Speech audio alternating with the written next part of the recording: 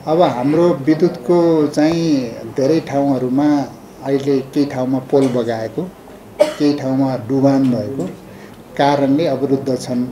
काठमाडौँकै दक्षिण ललितपुरतिर र विकट ठाउँहरूमा जहाँ चाहिँ पोलहरू चाहिँ ढलेको छ, पोल बगाएको छ, त्यो कारणले केही अवरुद्ध छन्। हामीले बिहानैदेखि सबैलाई मोबिलाइज गरेका छौँ र केही टावरहरूमा पनि क्षति पुर्याएको छ, तर त्यो ढलेको चाहिँ होइन, क्षति पुग्न लागेको भन्ने आएको छ।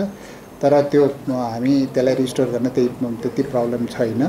र अहिले चाहिँ हामीले डिस्ट्रिब्युसन लाइनहरूकै कारणले केही ठाउँहरूमा पोल ढलेको कारणले केही समस्या भएको छ। अब त्यसलाई हामी आज दिनभरिमा सबैतिर रिस्टोर गर्ने भनेर बिहानैदेखि हाम्रो चाहिँ मेन्टेनेन्स टिमहरू मोबिलाइज भइसकेको छैन। कुनै पनि लोड सेडिङ हुनुपर्ने अवस्था छैन। हामीसँग इलेक्ट्रिसिटी अहिले करिब 4000 मेगावाटको हाम्रो जेनेरेसन क्यापासिटी हो।